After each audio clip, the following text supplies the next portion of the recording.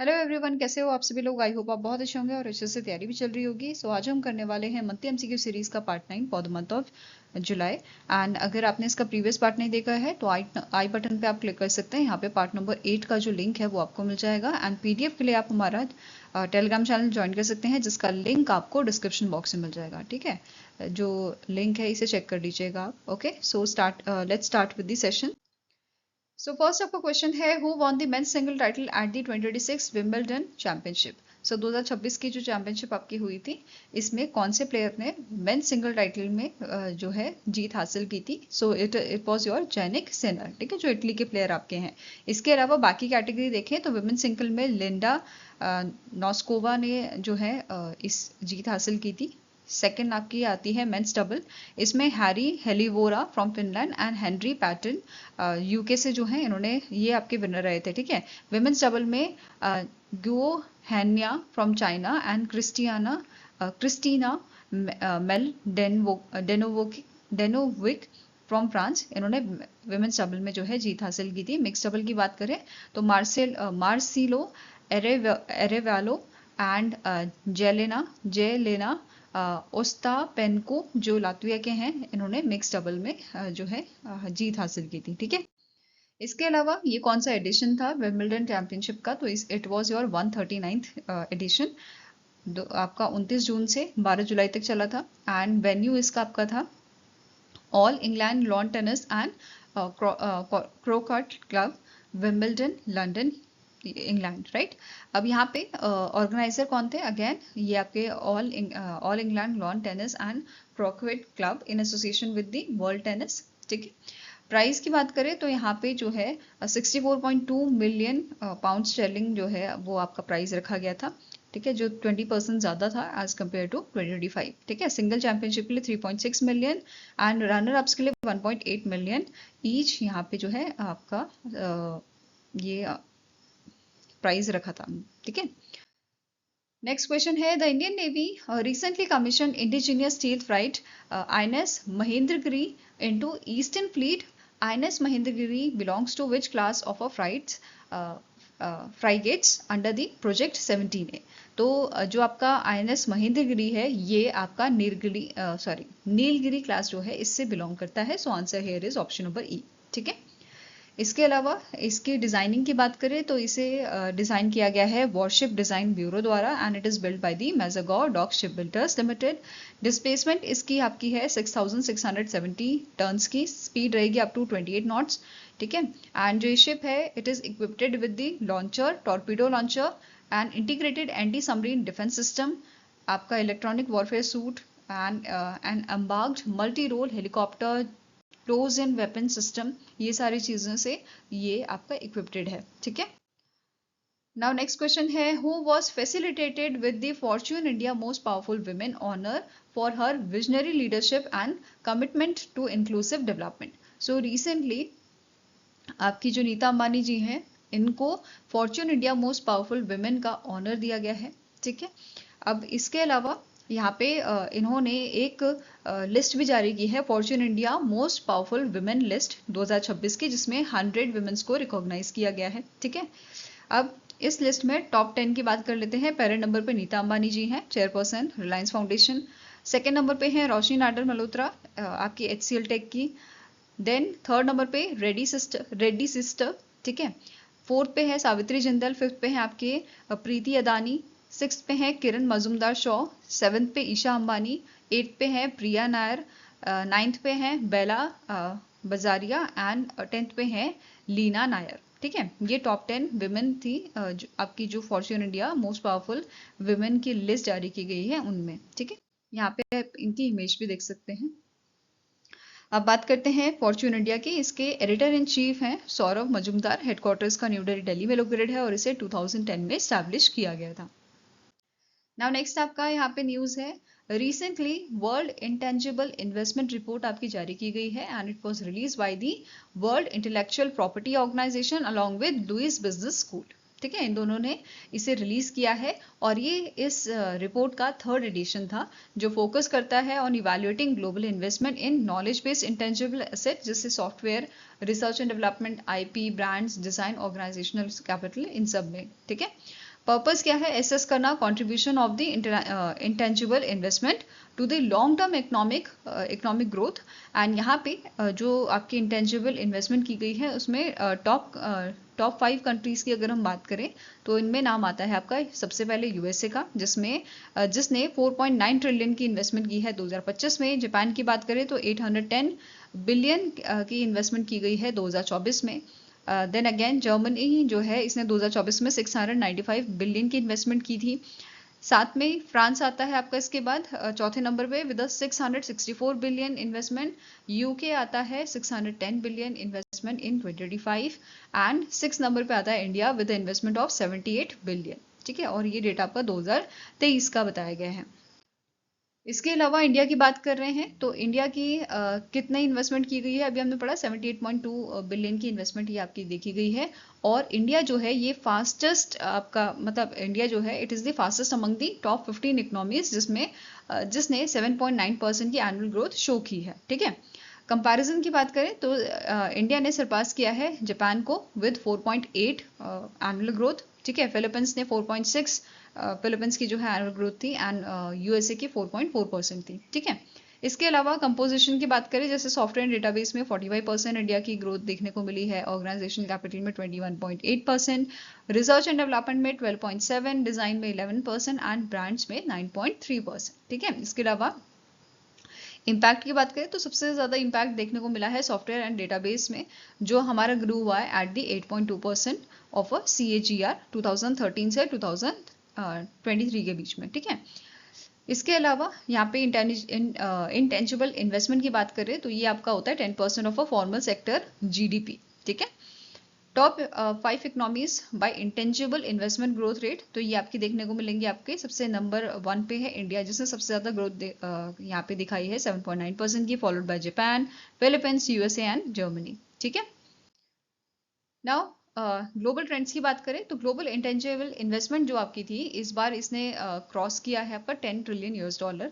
ठीक है, 2025 में बेसिकली। एंड यहाँ पे जो ग्रोथ है it is compound annual growth of 3.5% जो हमें देखने को मिली है 2008 से 2025 के बीच में versus tangible 0.98%। Right, USA, Japan, Germany ने जो है अभी हमने पढ़ा ये लार्जेस्ट इन्वेस्टर आपके थे in absolute terms, whereas Sweden, USA and France जो है इन्होंने हाईएस्ट इन्वेस्टमेंट इंटेंसिटी रिकॉर्ड की है। इसके अलावा फास्टेस्ट ग्रोइंग कैटेगरी जो है वो हमें देखने को मिली है software and database, followed by organisation capital and brands. Right, WIPO की बात करें तो इसके DG हमारे हैं डेरेन टैंग, हेडक्वार्टर इसका लोकेटेड है जिनेवा, स्विट्जरलैंड में, और इसे 1967 में स्टैब्लिश किया गया था।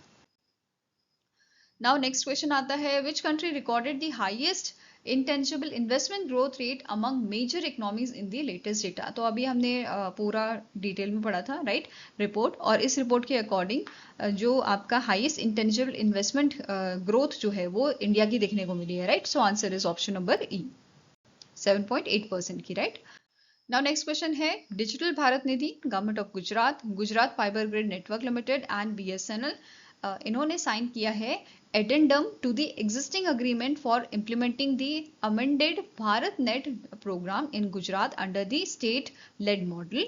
What is the total outlay of this programme in Gujarat? तो इन चारों ने मिलके जो है आपका एडेंडम जो है साइन किया है, जो आपका पहले से अग्रीमेंट साइन हुआ था उसके एग्जिस्टिंग अग्रीमेंट के बेसिस पे। ठीक है, और यहाँ पे टोटल आउटले जो इस प्रोग्राम का रखा गया है वो है आपका 5629 करोड़ का। ठीक है, आंसर आपका यहाँ पे हो जाएगा, it is option number B। अब यहाँ पे इम्प्लीमेंटेशन जो है वो कौन करेगा?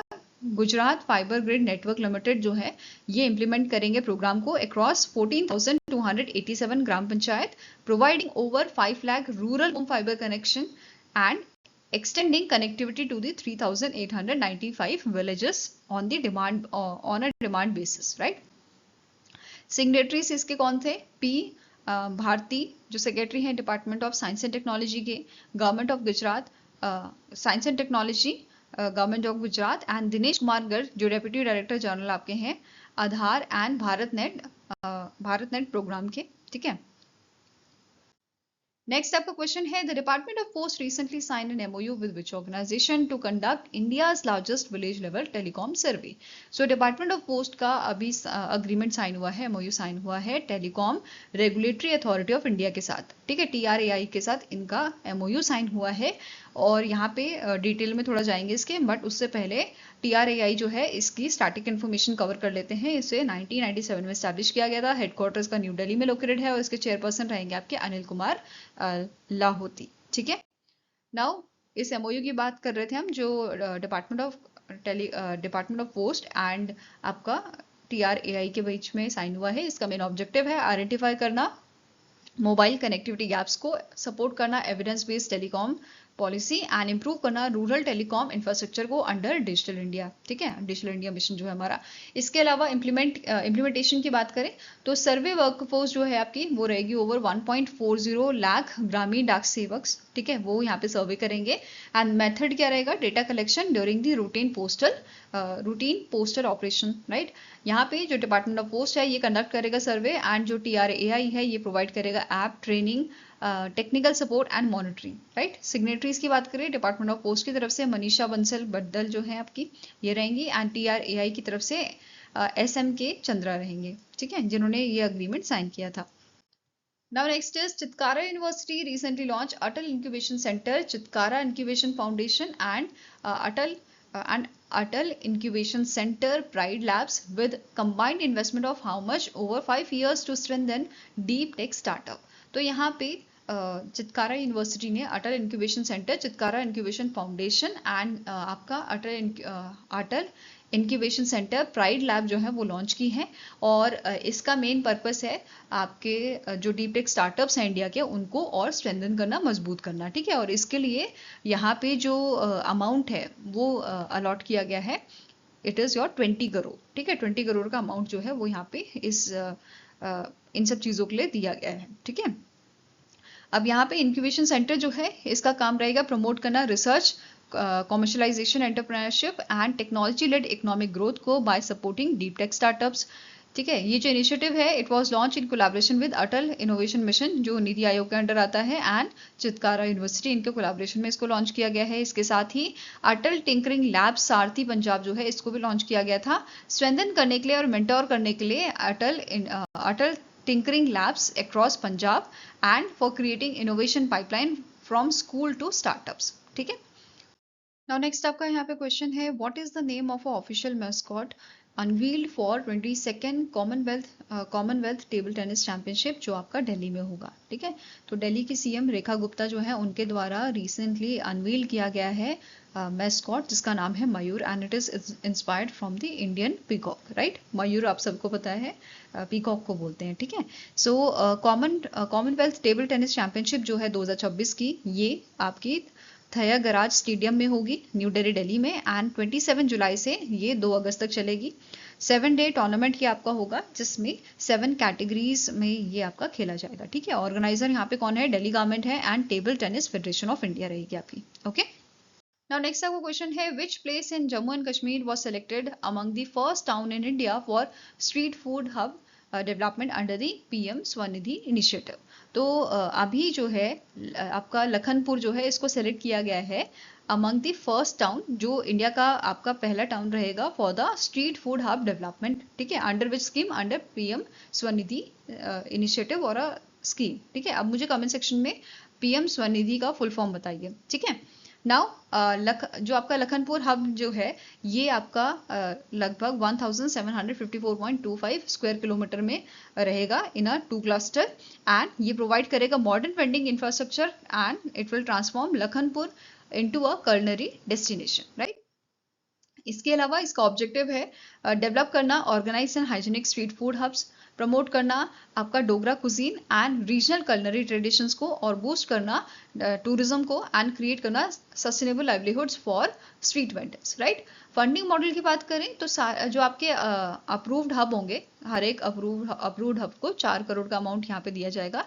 एंड ये 3 इंस्टॉलमेंट में मिलेगा, 30%, 50% एंड 20% के इंस्टॉलमेंट में। ठीक है, एडिशनल 25 लाख इंसेंटिव यहाँ पे रहेगा for the urban local bodies with a notified street vending plan. Right, implementation की बात करें तो इंडिया का टारगेट है 50 स्ट्रीट फूड हब हमें खोलने हैं नेशन वाइड। ठीक है, एंड सपोर्ट एंड ये जो आपका इम्प्लीमेंटेशन है it will be supported by ministry of housing and urban affairs, ministry of tourism, food safety and standard authority of India द्वारा। ठीक है, नेक्स्ट यहाँ पे क्वेश्चन है which former Indian women's cricket captain was inducted into a ICC hall of fame alongside Kevin Pietersen during the annual conference in the Edinburgh Scotland.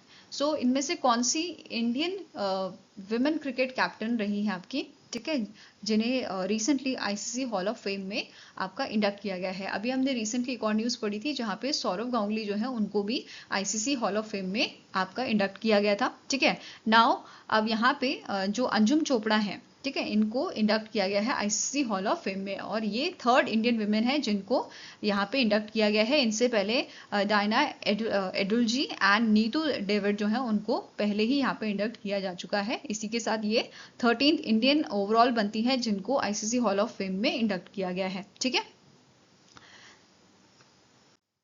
Now next question है Bank of Maharashtra has launched FinSpark 26 a national level cyber security hackathon under which theme। तो bank of Maharashtra द्वारा एक आपका national level cyber security hackathon launch किया गया है। इसका नाम भी पूछा जा सकता है आपको क्वेश्चन में, FinSpark 26 नाम है इसका। एंड कौन सी थीम के तहत इसे लॉन्च किया गया है? It is securing the future of banking, ठीक है, securing the future of banking is the theme, right. Now अब ये जो आपका हैकाथन है it is a nationwide hackathon जिसे डिज़ाइन किया गया है एनकरेज करने के लिए स्टूडेंट्स को एंड ड्रॉप आउट्स को across the country to develop solution for real world challenges in a banking sector. And ये जो है प्राइस पूल ऑफर करेगा 10 लाख प्लस का, ठीक है।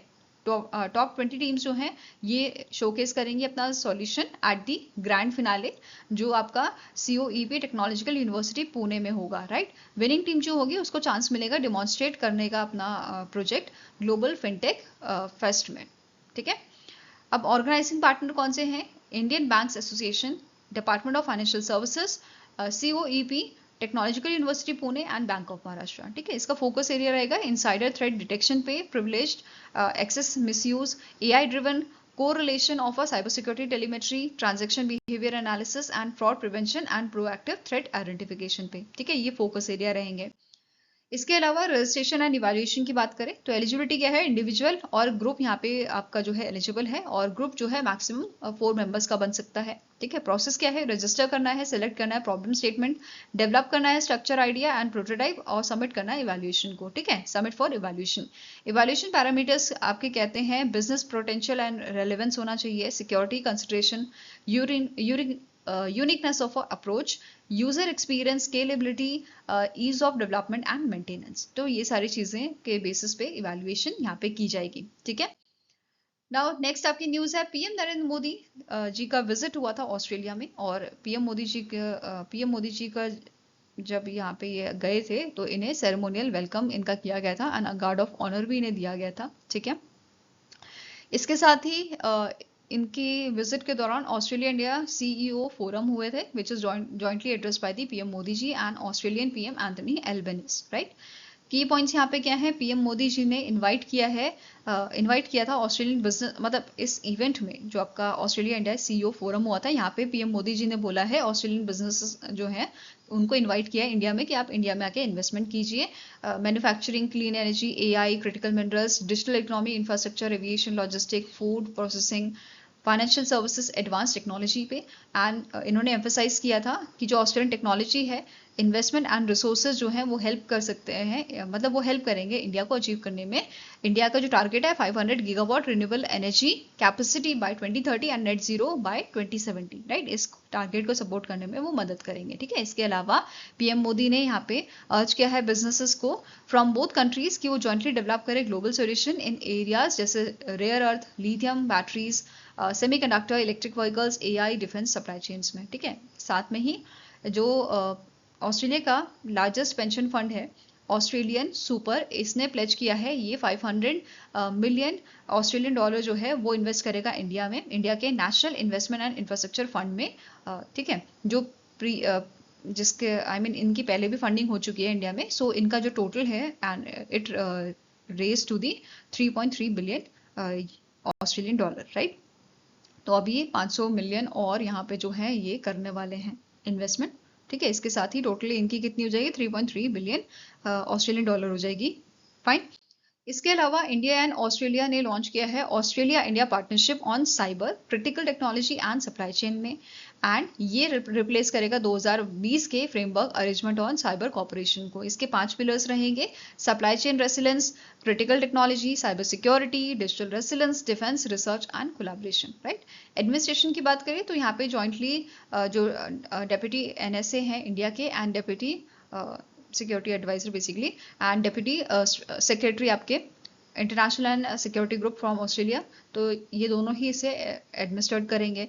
इसके अलावा यहाँ पे बोला है एनुअल रिव्यू मीटिंग करी जाएगी, मतलब यहाँ दोनों ही कंट्रीज से जो मेंबर्स हैं वो यहाँ पे बेसिकली मीटिंग करें to access the risk and progress, ठीक है।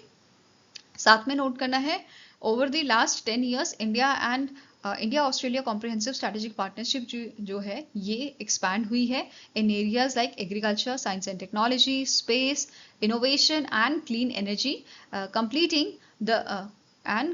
completing the growing strategic and economic engagement between both the countries, right? Next आपकी न्यूज आती है, असम ने रिसेंटली प्रेजेंट किया था इनका स्टेट बजट फाइनेंशियल ईयर 2027 के लिए, जिसका आउटलुक आपका है 2,85,084 करोड़ का, ठीक है। And it is presented by the finance minister of Assam, Jayanta Malla Baruah, ठीक है। इंफ्रास्ट्रक्चर डेवलपमेंट की बात करें तो यहाँ पे इस मतलब जो स्टेट बजट है, इस स्टेट बजट में इन्होंने इंफ्रास्ट्रक्चर डेवलपमेंट में ये जो है इन्वेस्टमेंट काफ़ी करने वाले हैं, जिसमें कुछ प्रोजेक्ट्स इन्होंने बताए हैं, जैसे आपका असम माला 4.0 है, जिसके तहत कंस्ट्रक्ट किया जाएगा 800 किलोमीटर्स की रोड्स आपके आने वाले 5 सालों में, और इसके लिए आपका जो बजट दिया गया है वो है 10,000 करोड़ का। इसके साथ ही यहाँ पे 2,100 करोड़ का एलोकेशन दिया गया है फॉर लैंड एक्विजिशन नियर लोकप्रिय गोपीनाथ बोरदोली इंटरनेशनल एयरपोर्ट, ठीक है। पावर सेक्टर में भी ये जो है इन्वेस्टमेंट करने वाले हैं। इन्वेस्टमेंट पाइपलाइन यहाँ पे 77,353 करोड़ की बताई गई है, जिसमें की प्रोजेक्ट्स आपके हैं 40,000 crore for 3,200 megawatt thermal plant, 27,100 crore 4 pump storage project के लिए, 2,617 करोड़ 11 स्मॉल हाइडल प्रोजेक्ट के लिए, ठीक है। 2,410 crore lower Khopoli hydro electric project के लिए, 456 करोड़ का allotment for solar project, 170 crore का बैटरी एनर्जी स्टोरेज के लिए एंड 4,600 करोड़ का ट्रांसमिशन इंफ्रास्ट्रक्चर के लिए। इसके साथ ही एग्रीकल्चर एंड इरिगेशन की बात करें तो यहाँ पे इन्होंने बोला है ये एक्सपैंड करेंगे इरिगेशन को, 3,000 से 4,000 करोड़ यहाँ पे ये एलोकेट करेंगे ओवर 5 इयर्स, ठीक है। फाइनेंशियल ईयर 2027 की एलोकेशन इन्होंने यहाँ पे बताई है 200 करोड़ की रहेगी आपकी, मतलब 200 करोड़ का आपका इरिगेशन प्लान रहेगा, एंड 100 करोड़ का ये एलोकेट करेंगे for promoting organic certification and export के लिए, ठीक है। कुछ वेलफेयर स्कीम्स भी बताई गई हैं यहाँ पे, जैसे औरंदोई स्कीम, जिसके तहत 1,500 per month financial assistant provide किया जाएगा विमेन लेड हाउसहोल्ड्स को, और इससे 40 लाख विमेन लेड हाउसहोल्ड जो है बेनिफिट यहाँ पे उनको मिलेगा, ठीक है। एंड ये स्कीम आपकी अगस्त 2026 से स्टार्ट होगी, ठीक है। पेंशन की बात करें तो old age and window pension यहाँ पे दी जाएगी वाया दिस औरंदोई प्लस स्कीम, ठीक है। देन नेक्स्ट आती है जिबोन पेराना, इसमें 2,500 पर मंथ का जो है अलॉटमेंट दिया जाएगा 48,366 ग्रेजुएट्स को, ठीक है। इसके अलावा स्कूटर डिस्ट्रीब्यूशन यहाँ पे बोला 18,000 स्टूडेंट्स को स्कूटर डिस्ट्रीब्यूशन किया जाएगा under the doctor Banikanta Kakati merit award, ठीक है। देन HIV और एड्स सपोर्ट जो है वो दिया जाएगा 1 लाख असिस्टेंट, बेसिकली इस सपोर्ट के लिए 1 लाख असिस्टेंट यहाँ पे दिया जाएगा to the affected children widows, ठीक है। साथ में ही गवर्नमेंट जो है ये कंटिन्यू करेंगे supporting small and marginal farmers through the मुख्यमंत्री कृषि सजुली योजना by providing annual assistant of rupees 11,000 to the every eligible and marginal farmers through the PM किसान स्कीम। तो इसके तहत 11,000 का फाइनेंशियल असिस्टेंट जो है वो प्रोवाइड किया जाएगा एनुअल बेसिस पे, ठीक है। एंड रुपीज 1,500 मंथली असिस्टेंट दिया जाएगा टू दी 621 उदासीन भक्तों को, मॉन्क्स को, ठीक है। And 5 rupees per litre gap यहाँ पे सब बेसिकली दिया जाएगा सपोर्ट करने के लिए फॉर द डेयरी फार्मर्स, ठीक है। इसके साथ ही असम का मेन एम है to raise a number of medical colleges, मतलब यहाँ पे मेडिकल कॉलेजेस और कंस्ट्रक्ट किए जाएंगे और इसका नंबर बढ़ा के 28 इन्हें करना है। 4 न्यू मेडिकल कॉलेजेस जो हैं ये बनाएंगे आपके गोलपारा, हैलाकांडी, हो जाओ एंड बंजाली में। ठीक है, एक यूनिवर्सिटी, एक medical college and 1 engineering college setup किया जाएगा हर एक डिस्ट्रिक्ट में, ऐसा बताया गया है। और यहाँ पे फंडिंग बताई गई है 100 करोड़ की रहेगी is for the proposed Guwahati university and 27 autonomous colleges जो हैं इनको 2 करोड़ ईच दिया जाएगा। ठीक है, इसके अलावा हेल्थ केयर की बात करें तो इन्होंने बोला है 1 MBBS डॉक्टर पर सब सेंटर होगा, 150 बेडेड FRU पर असेंबली कॉन्स्टिट्यूएंसी यहाँ पे बनाया जाएगा एंड रिक्रूटमेंट की जाएगी 33,000 हेल्थ केयर पर्सनल्स की। ठीक है, इसके अलावा गवर्नमेंट जो है ये डेवलप करेगी Dibrugarh as a Assam second state capital region with an initial support of 500 crore. ठीक है, साथ में ही एक्सपोर्टर्स जो हैं they will receive support through ₹100 crore NABARD backed funding. ठीक है, and subsidy for orthodox and speciality tea जो है ये आपकी बढ़ाई गई है 10 रुपए पर केजी से ये 15 रुपए पर केजी करी गई है। इसके अलावा यहाँ पे इन्होंने बोला है the finance minister proposes 4-fold increase in the tax exemption limit for small T growers and a reduction of a value added tax on a piped natural gas by nearly 10%, right? Jobs की बात करें तो इन्होंने बोला है आने वाले 5 सालों में 2 लाख नई जॉब्स यहाँ पे ये प्रोवाइड करेंगे। टास्क फोर्स यहाँ पे बनाई गई है which is headed by the chief secretary and ये इन्होंने फॉर्म की है प्रिपेयर करने के लिए रिक्रूटमेंट रोड मैप को। एंड ऑलरेडी यहाँ पे पहले 1 लाख जो जॉब्स थी उनका प्रॉमिस किया गया था, बट यहाँ पे इन्होंने 1.64 लाख जॉब्स यहाँ पे प्रोवाइड की थी, तो इसका भी मेंशन किया है। इसके अलावा इन्होंने बोला है ये स्टेट में 33,000 हेल्थ केयर पर्सनल्स जो हैं वो रिक्रूट करेंगे। ठीक है, ताकि पब्लिक हेल्थ सर्विसेज और अच्छी हो पाए। ओके, नाउ नेक्स्ट आता है ओबिचुरी। सो पहली ओबिचुरी है एस जानकी जो प्लेबैक सिंगर हैं और इन्हें नाइटिंगेल ऑफ साउथ इंडिया के नाम से भी जाना जाता है और इन्होंने 4 नेशनल फिल्म अवार्ड जीते थे।